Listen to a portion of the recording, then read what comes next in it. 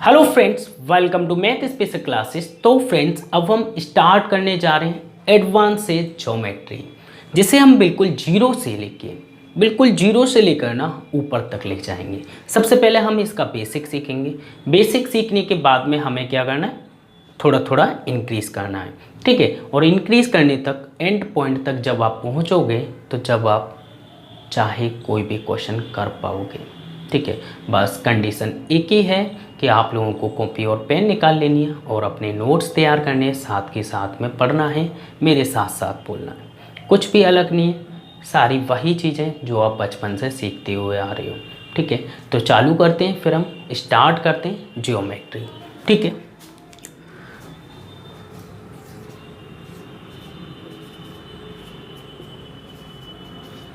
Geometry Hindi में बोलते हैं ज्योमति।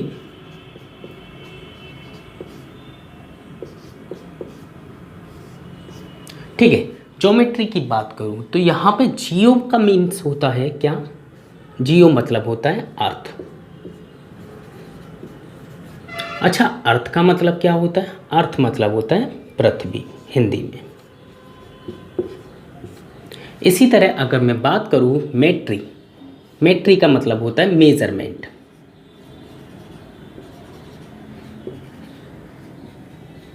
क्या मतलब होता है? मेजरमेंट। जैसे हम हिंदी में बोलते थे मापना या माप, किसी भी चीज़ को नापना, उस चीज़ को बोल देते हैं हम मेजरमेंट, ठीक है। अब यहाँ पे बात करूँ कि फादर ऑफ ज्योमेट्री,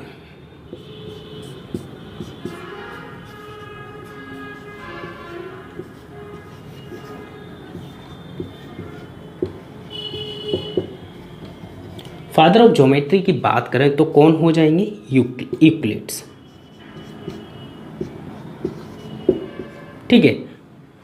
अब जियो का मतलब अर्थ का मतलब पृथ्वी, सीधी सी नॉर्मल सी बात है। मेजरमेंट किसी चीज़ को नापने के लिए। यहाँ पे अगर मैं फुल फाइनली ज्योमेट्री का मतलब देखूँ तो हम बोल सकते हैं कि ज्योमेट्री का मतलब है मेजरमेंट ऑफ अर्थ।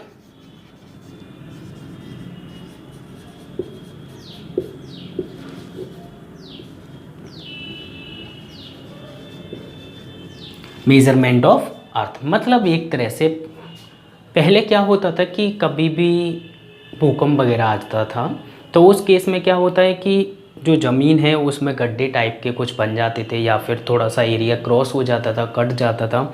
तो उस चीज़ को नापने के लिए हमें किसकी ज़रूरत पड़ी थी? ज्योमेट्री। और ये हमें किसने सिखाया था? फादर ऑफ ज्योमेट्री कौन थे?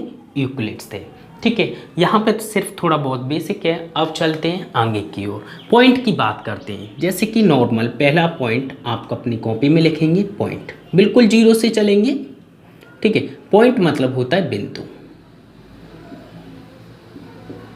ठीक है। जैसे कि एक पॉइंट बनाया मैंने। पॉइंट होता क्या है? पॉइंट एक ऐसी बिल्कुल छोटा सा पॉइंट होता है बिंदी के बराबर, ठीक है। जैसे हम बिंदु बोल देते हैं, बिंदी बोल देते हैं, कोई फ़र्क नहीं है, जिसमें कोई भी रेडियस नहीं होती है, ठीक है। अगर बोला जाए तो रेडियस होती तो है लेकिन ना के बराबर होती है। जब ना के बराबर है रेडियस तो हम सीधे ना ही कर दें कि रेडियस होती ही नहीं है, क्योंकि बिल्कुल छोटा होता है। देखो, वैसे तो हर सर्कल में रेडियस होती है, रेडियस मतलब त्रिज्या होती है, लेकिन अगर मैं बात करूं कि इसके अंदर तो रेडियस बिल्कुल किसके पास होती है? नियर, बिल्कुल जीरो, मतलब जीरो के पास, मतलब बोल सकते हैं कि ना के बराबर, ठीक है। होती है लेकिन ना के बराबर होती है। अगर मैं इसमें इस पॉइंट में बात करूँ त्रिज्या, देखो अब शायद दिखाई दे रहा होगा, इस पॉइंट की बात करूँ त्रिज्या कितनी होती है? इसमें ना के बराबर होती है। अच्छा, यहाँ पे ये पॉइंट है, इसमें डायमेंशन नहीं होता, डायमेंशन लेस होती है, ठीक है। अगर मैं इसी की लेंथ की बात करूँ तो इसमें लेंथ होती है, ना ही इसमें लेंथ मिलेगी आपको, लंबाई नहीं मिलेगी। मतलब सेकंड पॉइंट की अगर मैं बात करूँ, ना ही इसमें ब्रीथ होगी, ना ही इसमें, अगर थर्ड पॉइंट की बात करूँ, ना ही इसमें हाइट होगी, ठीक है। तो पॉइंट के अंदर डायमेंशन लेस होता है पहली पॉइंट, ठीक है। सेकंड, ना उसके अंदर लंबाई होगी, ना चौड़ाई होगी, ना ऊंचाई हो गई। ठीक है, ये तीनों चीज़ें नहीं होती हैं पॉइंट के अंदर। यहाँ पे हम बात करते हैं एक प्लेन। प्लेन मतलब बनता है किससे, बहुत सारे पॉइंट को मिला के। सेकेंड पॉइंट है प्लेन। ठीक है, प्लेन मतलब हो गया समतल। समतल मतलब जैसे मैंने बोला कि एक मैंने पॉइंट से प्लेन बना दिया, हवाई जहाज वाला प्लेन नहीं, नॉर्मल वाला प्लेन। जैसे कि एक पेपर है, पेपर एक प्लेन हो गया। ठीक है, तो यहाँ पे इसमें क्या होता है, जो प्लेन होता है वो कैसा होता है, डायमेंशनलेस होता है।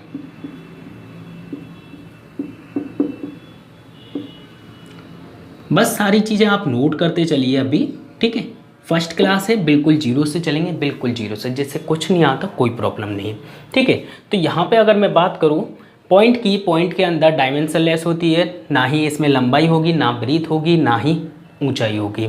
यहाँ पे प्लेन की बात करूँ, बहुत सारे पॉइंट से मिलकर बनी है जो कि डायमेंशनलेस होती है। फादर ऑफ ज्योमेट्री की बात करें तो कौन हो जाएंगे, यूक्लिड्स हो जाएंगे। और यहाँ पे बात करें ज्योमेट्री क्या है, ज्योमेट्री एक मेजरमेंट ऑफ अर्थ है।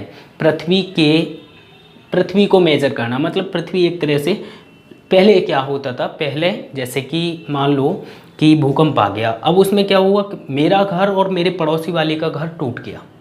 टूटने के बाद क्या होता था कि वो एरिया जो है मिक्सअप हो जाता था, क्लियर नहीं दिखाई देता था कि इतनी ज़मीन मेरी है या इतनी ज़मीन आपकी है। तो उस केस में क्या इस्तेमाल होता था, ज्योमेट्री के अकॉर्डिंग हम नाप लेते थे। नापने के बाद में हम उतना हिस्सा उसका जितना है उसे दे देते थे और अपना इधर, तो उसमें हमें ज़रूरत किसकी पड़ी, ज्योमेट्री की। ठीक है, तो फटाफट से ये पॉइंट नोट कर लीजिएगा जल्दी से। और प्लीज़ आपसे एक ही रिक्वेस्ट करूँगा, वीडियो कंप्लीट देखिएगा। और अगर आप परफेक्ट सीखना चाहते हो तो प्लीज़ कॉपी और पेन निकाल लीजिए और उसमें नोट कीजिए। ठीक है, फटाफट से नोट कीजिए।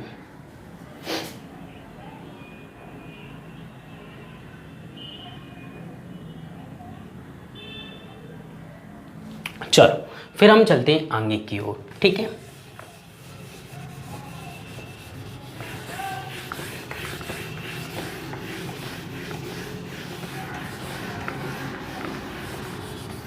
अब बात करेंगे कर्व लाइन की।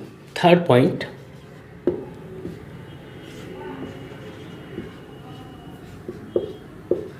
जिसे हम हिंदी में बोलते हैं वक्र रेखा। मतलब एक तरह से सांप की तरह, समझ के, ये होती है वक्र लाइन, जो कि आपको जो है वक्र लाइन बोला जाता है जैसे हिंदी में। ठीक है, यहाँ पे ये होती है इन्फिनिटी पॉइंट, मान सकते हैं इसे माइनस इन्फिनिटी और इसे प्लस इन्फिनिटी। कहाँ से कहाँ तक जा रही है, कोई एंड नहीं है। ठीक है, इसके बाद अगर मैं बात करूँ फोर्थ नंबर पे, ये कर्व लाइन हो गई, प्लेन हो गया, पॉइंट हो गया। यहाँ पे हम सिंपली एक बात करते हैं लाइन की। लाइन कैसे बनी, लाइन मतलब रेखा, सब लोगों ने सिखाया और आपने सीखा। तो लाइन मतलब एक तरह से बहुत सारे पॉइंट्स को मिलाकर उसे हम क्या बोल देते हैं, ये लाइन होती है। लेकिन जो लाइन होती है ये इन्फिनिटी तक जाती है और फिर माइनस इन्फिनिटी इस साइड में, अनंत पॉइंट तक। कोई भी फिक्स पॉइंट नहीं है लाइन में, कहीं से भी कहीं तक बना दो, ये भी लाइन है, ये भी लाइन है, ये भी लाइन है, सारी लाइन है। ठीक है, तो ये तो हो जाएगी लाइन, रेखा, इसमें कुछ है नहीं बताने के लिए। ठीक है, अब इसके बाद हम फिफ्थ पॉइंट डालते हैं, line segment. Fifth point, line segment. Line segment, segment का मतलब होता है टुकड़ा। ठीक है, तो यहाँ पे हम बोलते हैं या टुकड़ा या फिर खंड। ठीक है, तो यहाँ पे हम बोल देते हैं हिंदी में रेखा खंड। ठीक है, मतलब ये कि मैंने एक लाइन ले ली, भाई एक लाइन ले ली मैंने माइनस इन्फिनिटी से लेके प्लस इन्फिनिटी तक, अभी तक तो ये लाइन है। अगर मैं इसमें से कोई भी टुकड़ा, ये मान लो कि मैंने ये 2 सेंटीमीटर का टुकड़ा, मान लो कि मैंने ये 2 सेंटीमीटर का टुकड़ा ए से बी तक क्रॉस कर दिया, ए से बी तक काट दिया, तो यहाँ पे क्या फिक्स लेंथ होती है। लाइन सेगमेंट में क्या होगा, जितना हम काटेंगे तो फिक्स लेंथ होगी। लेकिन इसमें फिक्स लेंथ नहीं, ये तो इन्फिनिटी तक जा रही है। तो यहाँ पे अगर मैं बात करूँ फिक्स लेंथ, तो यहाँ पे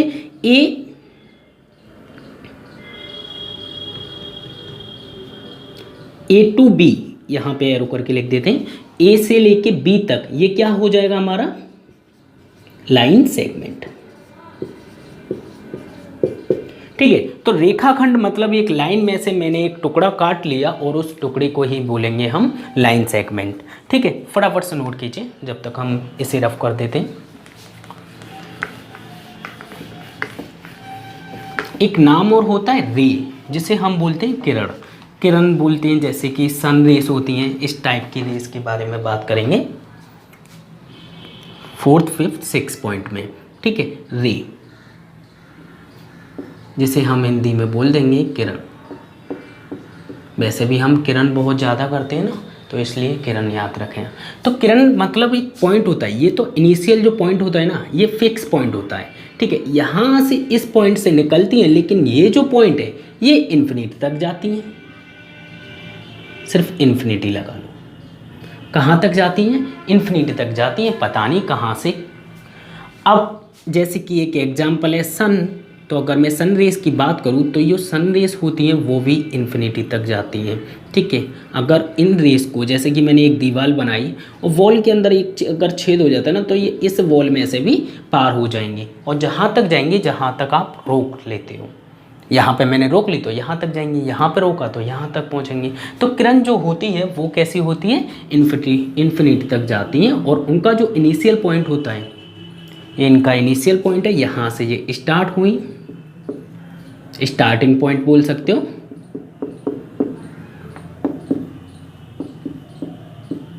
ठीक है, तो यहाँ से ये स्टार्ट हुई और जाती कहाँ तक है? इन्फिनिटी तक जाती हैं। फटाफट से नोट कीजिएगा।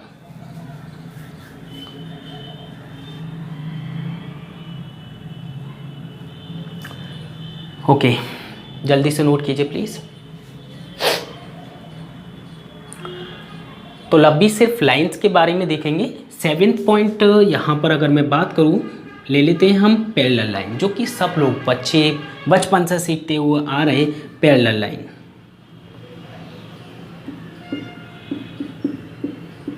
पैरेलल लाइन मतलब क्या होता है? समांतर रेखाएं।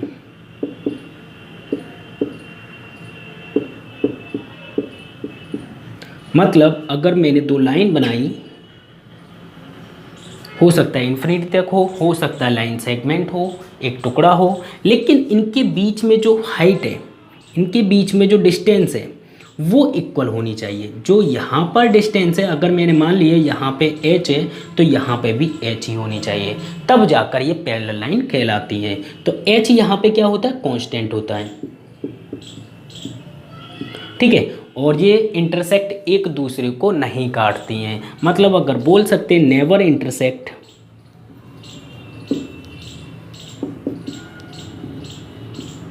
ईच अदर, एक दूसरे को नहीं काटेंगे ये। ठीक है, तो यहाँ पे वो हिंदी में लिखना चाहो तो लिख लेना, ये दोनों रेखाएं ऐसी होती हैं, ए बी सी और डी। ठीक है, तो ए बी पैरेलल है किसके?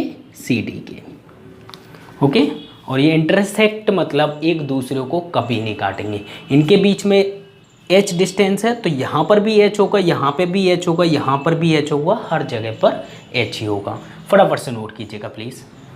सिंपल है, कुछ नहीं है। मैं सारी जितनी भी अभी आगे ज्योमेट्री में यूज़ होंगी इन सारी चीज़ों को पहले ही मैं बता दे रहा हूँ और वहाँ पर भी अच्छे से डिस्कस करूँगा, जिससे कि आप लोगों के बिल्कुल जीरो लेवल परफेक्ट हो जाए। ठीक है, फटाफट से नोट कीजिए।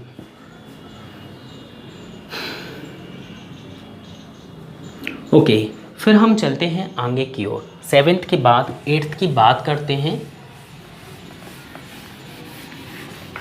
नाम सुना होगा परपेंडिकुलर, जिसे हम बोलते थे लंबवत रेखाएं। ठीक है, परपेंडिकुलर लाइन या फिर लंब लाइन भी बोल सकते हैं, लंब रेखाएं।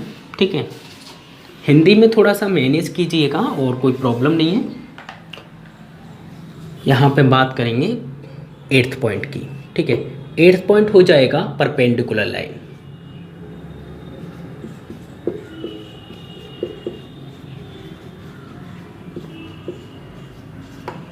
ठीक है, यहाँ पे हम बोल सकते हैं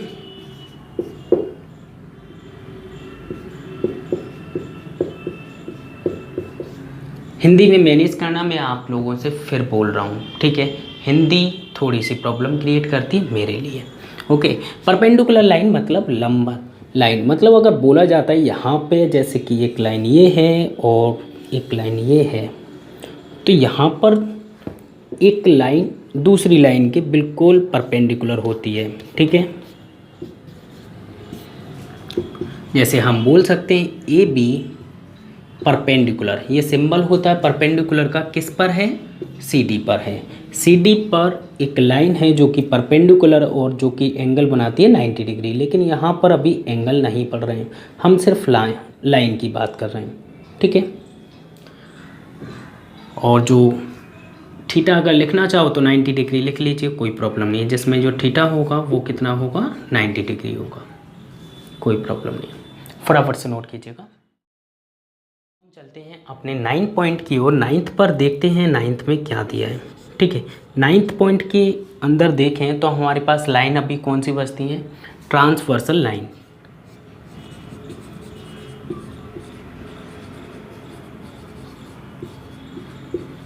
ठीक है। ट्रांसवर्सल लाइन जिसे हम बोल देते हैं तिर्यक रेखा या रेखाएं, ठीक है। तो यहाँ पे ट्रांसवर्सल लाइन मतलब ये, जैसे कि मैंने बोला ये पैरेलल लाइन, ये पैरेलल लाइन, ये पैरेलल लाइन, ये तीनों आपस में पैरेलल है, ठीक है, समांतर रेखाएं। और इन्हें अगर कोई लाइन, दो लाइन क्रॉस कर देती हैं, जैसे मैंने इसका नाम दे दिया ए बी और सी डी, ठीक है। और यहाँ पे L1 लाइन 1 लाइन 2 लाइन 3, ठीक है। इन तीनों लाइनों को जो ट्रांसवर्स कर रही हैं मतलब काट रही हैं, ठीक है। और जो कि यहाँ पे बोल सकते हैं कि A B and C D is transversal,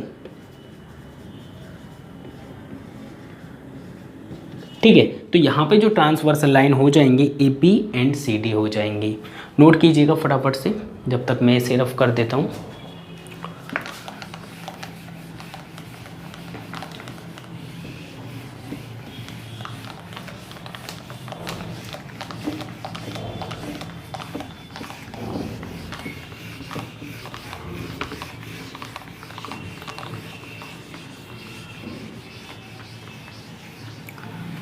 ठीक है, और फिर हमारे पास 9 के बाद 10वें पॉइंट पे हम लाइन ले लेते हैं परपेंडिकुलर, ट्रांसवर्सल। अब हमारे पास जो लाइन बची है वो कौन कौन सी बची है, एक का हमारे पास बची है इंटरसेक्टिंग लाइन, जैसे हम बोलते हैं प्रतिच्छेदी, एंड कॉन्करेंट लाइन, ठीक है। और हमारे पास बचती हैं एक लाइन कोप्लेनर लाइन, ठीक है। ये थोड़ा सा हिंदी में मैनेज कीजिएगा। इंटरसेक्टिंग लाइन देखते हैं,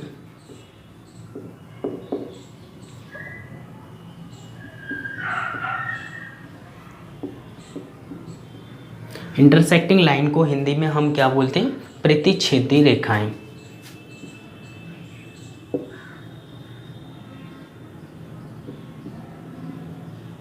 दी,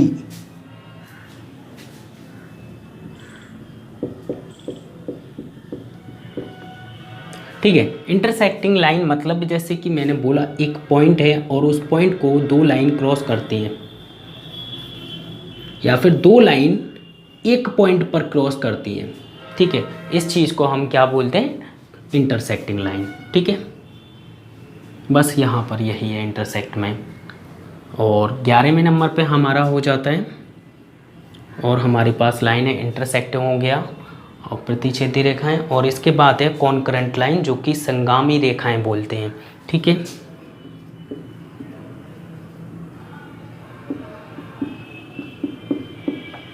जैसे हम बोलते हैं संगामी रेखाएं, ठीक है। कॉन्करेंट लाइन है जो कि जिसे हम बोलते हैं संगामी रेखाएं, जो कि एक ही पॉइंट से होकर बहुत सारी लाइन गुजरती हैं, और इसी पॉइंट को हम कहते हैं, इन्हीं रेखाओं को हम क्या बोलते हैं, कॉन्करेंट लाइन, जो कि एक पॉइंट से होकर गुजरती हैं, ठीक है। नोट कीजिएगा। और हमारे पास बचता है फिर इसके बाद 12वां पॉइंट, और 12वें पॉइंट में हम एक लाइन और होती है जो कि होती है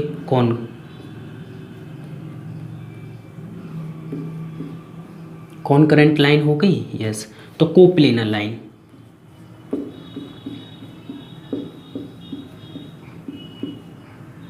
कोप्लेनर लाइन का मतलब है यहाँ पर जैसे कि एक ही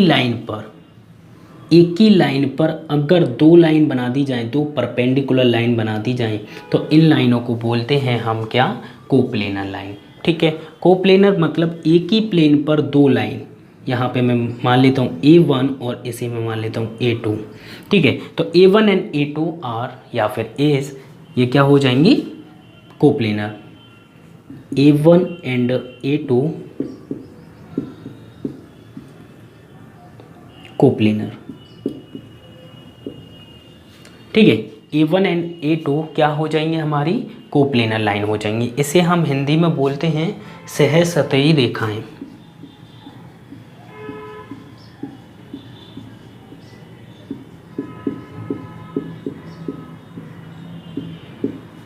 प्रॉब्लम वहाँ पर नहीं है, देखो प्रॉब्लम ये है कि हिंदी में थोड़ी सी मुझे प्रॉब्लम होती है। वो इसलिए होती है क्योंकि मैं जो बचपन से CBSE बोर्ड से पढ़ा हुआ हूँ। ठीक है, और फिर धीरे धीरे मैनेज किया, बहुत सारी चीज़ें समझी, और कभी मिस हो जाता है, कभी कोई दिक्कत नहीं होती है। ठीक है, तो ये कुछ वर्ड हैं जो कि हिंदी में थोड़े से प्रॉब्लम क्रिएट करते हैं। तो यहाँ पर हमने बात किया लाइन के बारे में। लाइन जहाँ तक है सिर्फ यही लाइन होती हैं और इसके अलावा कोई लाइन नहीं होती है। तो हमने पहले पढ़ा था क्या, पहले पढ़ा क्या, पॉइंट, प्लेन, और फिर लाइन, कर्व लाइन हो गया, कर्व लाइन के बाद लाइन सेगमेंट, रे हो गया, और रे के बाद हमारा क्या था, पैरेलल लाइन थी, पैरेलल लाइन के बाद परपेंडिकुलर लाइन, ट्रांसवर्सल लाइन। ठीक है, ट्रांसवर्सल लाइन के बाद परपेंडिकुलर लाइन हो जाएंगी।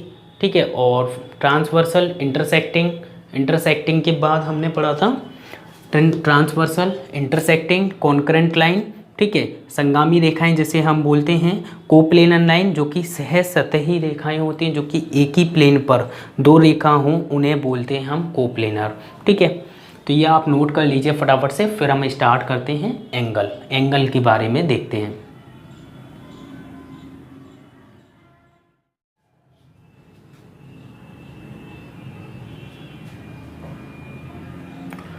चलो फिर हम अब स्टार्ट करने जा रहे हैं, यहाँ पे एंगल के बारे में देखते हैं किस किस प्रकार के एंगल होते हैं। ठीक है, सारे एंगल की बात करेंगे यहाँ पे।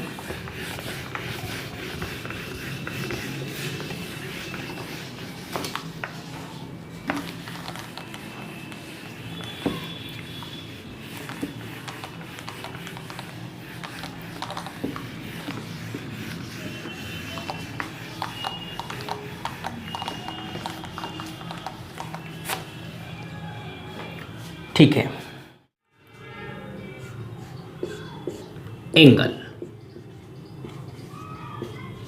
एंगल मतलब होता है कोण।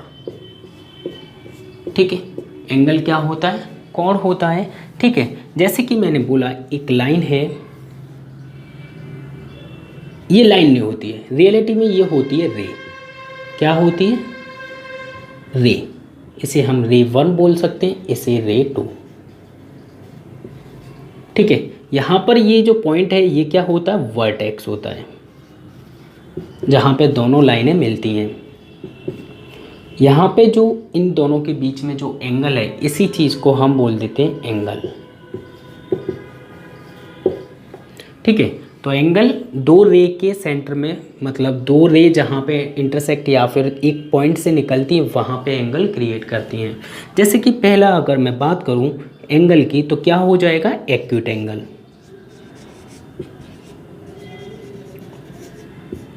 एक्यूट एंगल मतलब न्यून कोण। हिंदी मैनेज कीजिएगा। ठीक है, न्यून कोण मतलब ये कि ये हमेशा 90 से कितना होगा, छोटा होगा। ये जो थीटा है, थीटा हमेशा 90 डिग्री से छोटा होगा। हो सकता है 45 हो सकता है 50 हो सकता है 60 हो। ठीक है, तो यहाँ पे ये जो है थीटा कितना हो जाएगा, ज़्यादा से ज़्यादा खींचतान के बड़े से बड़ा कितना हो सकता है, 90 डिग्री, और 90 डिग्री से बड़ा नहीं होगा। ठीक है, ज़्यादा से ज़्यादा कितना हो जाएगा, 90 डिग्री हो जाएगा। 90 डिग्री से छोटा होता है कौन, थीटा होता है। ये तो हुआ एक्यूट एंगल। अब इस एंगल को क्या करते हैं, थोड़ा सा घुमा देते हैं। सेकंड पॉइंट की बात करेंगे। एक्यूट के बाद क्या हो जाएगा, राइट एंगल।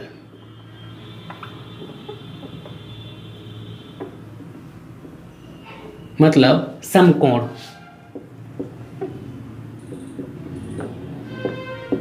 राइट एंगल क्या होता है, राइट एंगल जो कि परपेंडिकुलर 90 डिग्री का एंगल बनाता है। ये कितने का होता है, ये फिक्स 90 डिग्री का होता है, जो कि थीटा यहाँ पर फिक्स होगा कितना, 90 डिग्री। ठीक है, तो इसे हम बोलते हैं पर राइट एंगल। अब इसके बाद अगर मैं बात करूँ थर्ड नंबर पे, अब इस लाइन को थोड़ा सा और इधर रोटेट कर देते हैं, तो क्या हो जाएगा, ऑब्टूस एंगल। मतलब अधिक कोण।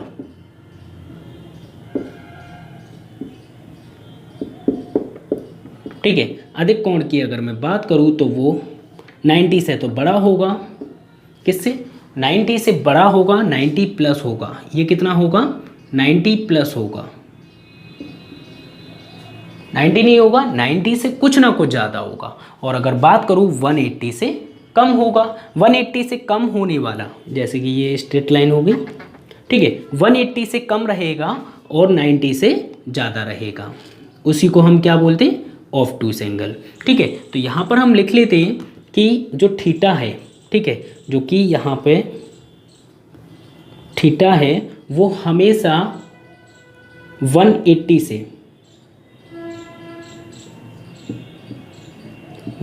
से छोटा होगा और जो है 90 से बड़ा होगा। 180 डिग्री से छोटा रहेगा, ठीक है, और 90 डिग्री से बड़ा होगा।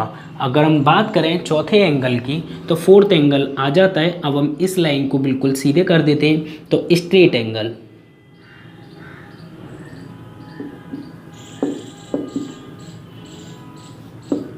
स्ट्रेट एंगल को हम बोल देते हैं सरल कोण या फिर सीधा कोण या फिर ऋजु कोण भी बोलते हैं।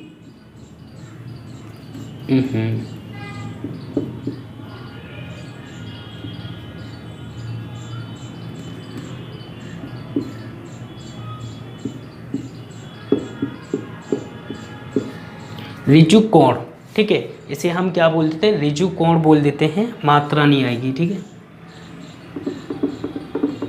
थोड़ी सी हिंदी प्रॉब्लम है, अब हम क्या कर सकते हैं। ठीक है, तो क्या बोलते हैं, स्ट्रेट एंगल। मतलब एक तरह से बोला जाए, जो स्ट्रेट लाइन होती है और स्ट्रेट लाइन में कितने डिग्री का एंगल बनता है, 180 डिग्री का।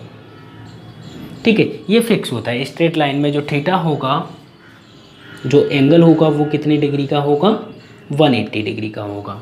ठीक है, ऋजु कोण कितने का हो जाएगा, 180 डिग्री का होगा। ठीक है, ओके, अब इसके आगे देखते हैं, आगे हमारे पास क्या है। अब इसे थोड़ा सा और रोटेट कर देते हैं, स्ट्रेट लाइन को। फोर्थ फिफ्थ नंबर की बात करते हैं। अब मैं थोड़ा सा इसे ना, एक पॉइंट है और ये एक हमारी सिंगल लाइन है, इसे मैं थोड़ा सा नीचे ले जाता हूँ।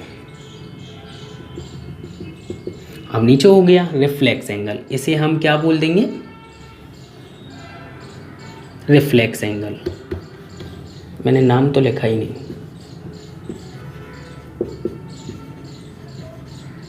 क्या हो जाएगा, रिफ्लेक्स एंगल हो जाएगा। ठीक है, रिफ्लेक्स एंगल 180 से बड़ा रहेगा और 360 से छोटा। तो बोल सकते 180 डिग्री से बड़ा होगा कोण थीटा और जो है छोटा होगा 360 डिग्री से। ठीक है, ये इसकी पॉइंट हो गई। अब इन फाइनली पांचों पॉइंट को ना, और एक और होता है फिफ्थ के बाद 6 की बात करते हैं। 6 की बात करते हैं,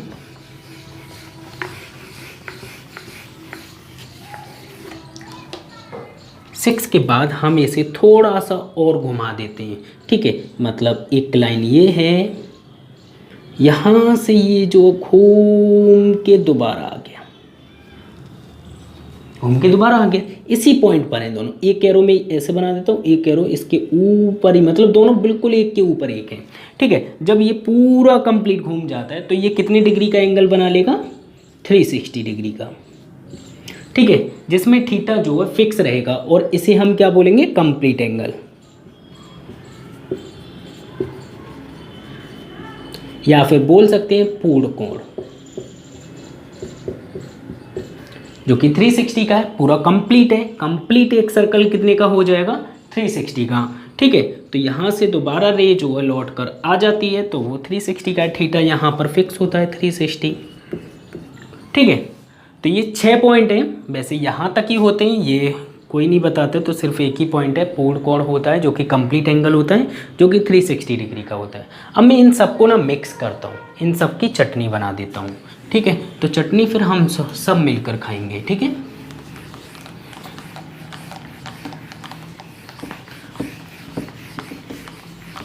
और प्लीज़ आपसे रिक्वेस्ट करूँ कि कॉपी में नोट करते चलना, ठीक है।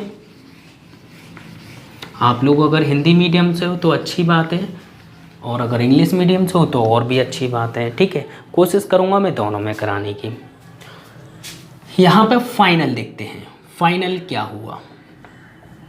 फाइनल हमने देखा कि एक पॉइंट था, ठीक है, यहाँ से हमने स्टोरी स्टार्ट की थी एक रे से। अब सबसे पहले मैंने एक इस टाइप से एक एंगल बनाया था, ठीक है, जैसे हमने क्या बोल दिया, इसे हमने बोल दिया एक्यूट एंगल, एक्यूट एंगल। अब इसे मैंने थोड़ा सा सीधा कर दिया, तो ये किस टाइप का बन गया भैया, राइट एंगल।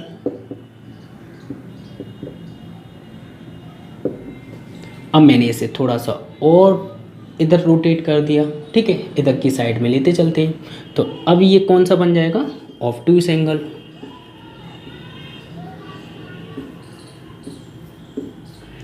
अब मैंने इसे बिल्कुल सीधा कर दिया, सीधा करने पे क्या बन गया, ये स्ट्रेट लाइन।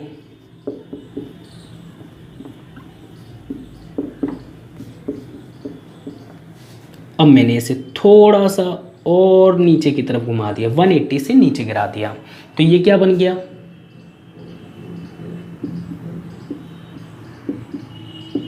Reflex angle. फिर मैंने इसे दोबारा वापस, ये थोड़ा सा मैं नीचे कर देता हूँ जिससे आपको दिखाई दे, लेकिन दोनों एक दूसरे के ऊपर ही हैं, ठीक है। तो अब ये क्या हो जाएगा, ये कंप्लीट सर्कल हो जाएगा, ये क्या हो जाएगा, कंप्लीट।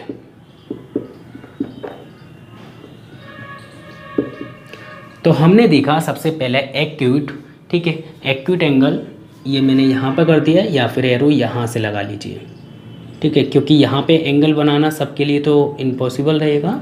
तो यहाँ से एक एरो ले लेते हैं, ये जो लाइन है, लाइन से हम समझ जाएंगे। एक्यूट हो गया, फिर राइट एंगल हो गया, फिर ऑब्टयूस एंगल, फिर जो है स्ट्रेट लाइन एंगल बोल सकते हैं, रिफ्लेक्स एंगल, फिर वो कंप्लीट एंगल हो जाता है, ठीक है। इस डायग्राम को आप बना लीजिएगा, सिंपल सा है, सिंपल, बिल्कुल फटाफट से नोट कीजिएगा। तो यहाँ पे एंगल में हमने देखा बहुत सारी चीज़ें, वो थोड़ा सा आगे और देखते हैं। यहाँ पे रिफ्लेक्स एंगल को हिंदी में क्या बोलते हैं, रिफ्लेक्स एंगल, पुनयुक्त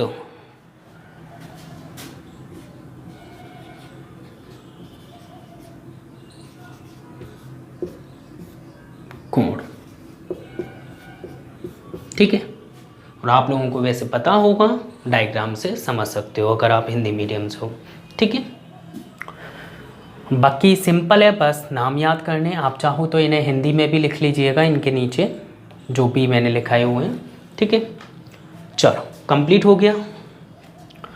अब इसके बाद में एंगल की बात करें तो वर्टिकली अपोजिट एंगल भी होते हैं, ठीक है।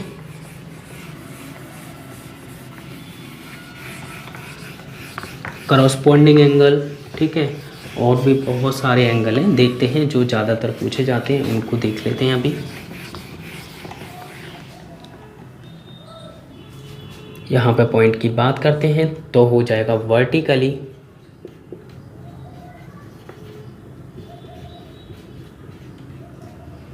Opposite angle, vertically opposite angle, ठीक है। वर्टिकली मतलब ये जैसे कि एक पॉइंट पर क्रॉस कर रही लाइन के जो अपोजिट वाले हैं ना, ये दोनों इक्वल होते हैं। अगर ये मैंने मान लिया 45 डिग्री है तो ये भी 45 डिग्री होगा। ये अगर मैंने मान लिया 30 डिग्री है, सिर्फ मान रहे हैं हम यहाँ पे, ठीक है। अब ये मत बोलना ये पूरी लाइन है तो 180 की होनी चाहिए, ऐसा नहीं। मतलब ये 30 तो ये 30, ये 45 तो ये 45, इसे हम बोल देते हैं वर्टिकली अपोजिट एंगल। हिंदी में पता नहीं शीर्षाभिमुख कोण बोलते हैं। क्या बोलते हैं इसे हिंदी में? शीर्षाभिमुख या भिमुख।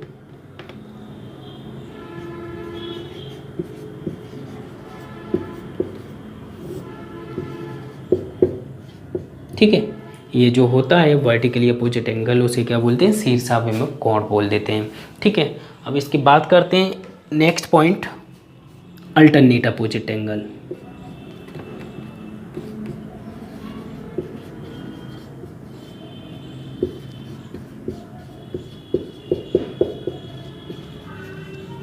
अल्टरनेट अपोजिट एंगल एक तरह से आप सिर्फ इतना याद रखो, जेड की फॉर्म में बस। जैसे कि जहाँ पर भी आपको जेड दिखाई देते तो वो अल्टरनेट अपोजिट एंगल है जो कि हमेशा इक्वल होंगे। तो यहाँ पे मैंने बोल दिया ए एंड, अगर ये ए है तो ये भी ए है, ठीक है। लेकिन मैं यहाँ पर बी लिख देता हूँ, ए एंड बी, तो ये ए एंगल और एंड बी आर इक्वल। ठीक है, ये जो है हमेशा, जैसे कि मैंने बोला दो लाइन है, दो लाइन को इस तरीके से, तो यहाँ पे जो एंगल है देखो कहीं से भी जेड बना दो, उल्टा जेड बना दो, कोई दिक्कत नहीं है। यहाँ से मैंने बोला ये और ये, तो अंदर वाला ये वाला जो एंगल है ये इसके बराबर हो जाएगा और ये वाला जो एंगल है वो इसके बराबर हो जाएगा। ठीक है, जो अंदर वाले कोण होते हैं। ठीक है, तो ये हो जाएगा अल्टरनेट अपोजिट एंगल। एक होता है करस्पॉन्डिंग एंगल। ठीक है,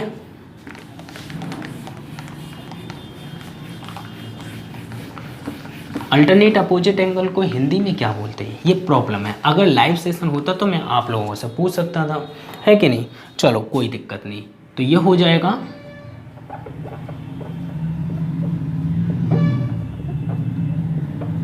करस्पॉन्डिंग एंगल की बात करेंगे तो यहाँ पे अल्टरनेट हिंदी में देख लेते हैं। अल्टरनेट को बोलते हैं एकांतर कोण। क्या बोलते हैं?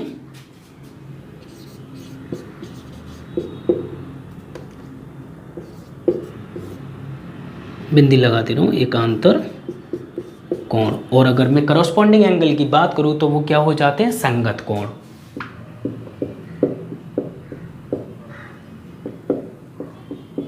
ठीक है, यहाँ पे करस्पॉन्डिंग एंगल हो जाएंगे संगत कोण। संगत कोण कैसे होते हैं? दो लाइन मैंने बनाई, पैरेलल लाइन, ठीक है, A and B and C and D, जो कि पैरेलल लाइन है। अब इन्हें एक लाइन क्रॉस कर रही है, ठीक है, एक लाइन क्रॉस कर रही है। अब देखो अल्टरनेट एंगल तो ये वाले हो गए, यहाँ से ये बना, ये बना, ये बना, मतलब ये वाला एंगल और ये वाला एंगल तो अल्टरनेट अपोजिट एंगल कहलाएगा। ठीक है, और ये दोनों लाइन पैरेलल है। अगर मैं करस्पॉन्डिंग एंगल की बात करूँ तो इस एंगल का कहना ये है कि ये वाला angle, angle 1 and angle 2 are equal, ये दोनों भी इक्वल होंगे। ठीक है, जैसे मैंने बोला इसके नीचे वाला, जैसे ये वाला मान लो, ये वाला मान लो, ये बोला मैंने A1 एंड A2 ये भी इक्वल होंगे। ठीक है, और इसके नीचे वाला इक्वल हो जाएगा, इसके नीचे वाला। तो सिर्फ समझने की चीज़ है कि जो लाइन है, लाइन से ऊपर वाले एंगल, ठीक है, ये दोनों बराबर होंगे, ये दोनों बराबर होंगे, नीचे वाले होंगे, नीचे वाले दोनों बराबर होंगे। ठीक है, और दूसरी बात कि यहाँ पर जो होगा A1 अगर इधर है तो A1 ही इधर होगा। क्यों? क्योंकि वर्टिकली अपोजिट एंगल बन जाएगा। अगर मैं इतने हिस्से को जूम करके देखूं तो इस टाइप से, तो ये वाला एंगल जितना होगा उतना ये होगा, क्योंकि वर्टिकली अपोजिट एंगल अभी हमने देखा था कि अगर ये 45 है तो ये 45 होगा। ठीक है, तो यहाँ पर वर्टिकली अपोजिट एंगल का भी आप यूज़ ले सकते हो, कोई दिक्कत नहीं है। यहाँ पे एक पॉइंट और, ये इक्वल है, ये इक्वल है, तो A1 ये भी हो जाएगा। अगर ये A1 है तो ये A1 है तो ये भी A1 होगा, लेकिन हम यहाँ पर लेकर चल रहे हैं A2, क्योंकि A1, या फिर एक काम करें, या A2 मान लीजिए, कोई दिक्कत नहीं है। ठीक है, ये चारों कोण इक्वल है, समझ गए। या तो आप इन्हें एक डिजिट से डिनोट कर लीजिए, ए से कर लीजिए सिर्फ। ठीक है, ए के जस्ट अपोजिट ए हो जाएगा। ऊपर ऊपर किस लिए इक्वल है? क्योंकि करस्पॉन्डिंग एंगल है। ये दोनों क्यों इक्वल है? क्योंकि वर्टिकली अपोजिट एंगल है। ये दोनों क्यों इक्वल है? वर्टिकली अपोजिट एंगल है। और यहाँ पे बात करूँ तो ये करस्पॉन्डिंग एंगल हो गए। यहाँ पे अगर मैं इन दोनों का सम देखूँ, इस वाले एंगल का और इस वाले एंगल का, तो ये कितना हो जाएगा? 180 डिग्री हो जाएगा। समझ गए? दो लाइनों के बीच में एक ही साइड के जो एंगल हैं वो 180 डिग्री होगा हमेशा। ठीक है, बाकी आप नोट कर लीजिए करस्पॉन्डिंग एंगल। और इसके बाद हमारा कौन से एंगल बचते हैं? शीर्षाभिमुख हो गया, एकांतर कोण, और ये क्या? संगत कोण। और इसके बाद हमारा एंगल, और तो शायद इतना नहीं पूछा जाता। ठीक है, बस यही फंडा आपको यूज़ करना है और कुछ नहीं करना, सारी चीज़ें सिंपल हैं। ठीक है, यहाँ पे सिर्फ एक ही फंडा मैं बोलूँगा जो कि हाईलाइटेड रहेगा आपके लिए। सिर्फ देखो, जहाँ आपको क्रॉस दिखाई दे ये लगा दो वर्टिकली अपोजिट एंगल, जहाँ आपको जेड बनता हुआ दिखे अल्टरनेट अपोजिट एंगल लगा दो, जहाँ आपको दिखे कि दो लाइन पैरेलल हैं और यहाँ पे ये ट्रांसवर्सल लाइन है तो कॉरस्पॉन्डिंग एंगल हो गया, बस और कुछ नहीं करना। ठीक है, जैसे ऊपर वाला एंगल 1 है तो ये भी 1 हो जाएगा। समझ गए? और कुछ इसमें है नहीं है, तो आप लोग फटाफट से नोट कीजिएगा। ओके, तो यहाँ पे ये एंगल भी फिनिश होता है। ठीक है, तो आज हमने पढ़ा लाइन और एंगल। ठीक है, तो फिर अब मुलाकात होगी आपसे नेक्स्ट वीडियो में नेक्स्ट पार्ट के साथ। जब तक के लिए बाय, टेक केयर, अपना ख्याल रखना। और प्लीज़ इस वीडियो को ज़्यादा से ज़्यादा शेयर करना अपने फ्रेंड सर्कल में। मैं मैनेज करूँगा कि बाइलिंगुअली लेकर चलूँ, चाहे कुछ भी हो, प्रॉब्लम हो, चाहे मुझे नाम लिखने पड़े। क्योंकि देखो अब जो है, मैं यहाँ पर ये वाला जो पार्ट है, ठीक है, मैं बचपन से CBSE से पढ़ा हुआ हूँ, तो थोड़ा सा इनमें प्रॉब्लम होती है करस्पॉन्डिंग एंगल को संगत कोण कहने में। ठीक है, नॉर्मल जो लैंग्वेज होती है वो लैंग्वेज क्वेश्चन नॉर्मल हो जाते हैं, छोटे छोटे जो वर्ड होते हैं, ईजिली वर्ड होते हैं, वो चीज़ हो जाती है CBSE बोर्ड वाले बच्चे के लिए। लेकिन ये यहाँ पर प्रॉब्लम करती है एकांतर कोण। कौन सा एकांतर कोण? लेकिन हमें अगर बोला जाए कि अल्टरनेट अपोजिट एंगल है तो हम बता सकते हैं। ठीक है, ये सारी चीज़ें, तो बस इतना ही बोलूँगा कि अपने फ्रेंड सर्कल में ज़रूर शेयर करना। ठीक है, और बाइलिंगुअली चलेगा, कोशिश करूँगा। और वैसे तो क्वेश्चन जब आएगा तो क्वेश्चन हम हिंदी में ही लेके चलेंगे और सिंपल लैंग्वेज में होगा। ठीक है, चलता हूँ अभी के लिए। बाय, टेक केयर, अपना ख्याल रखना। बाय।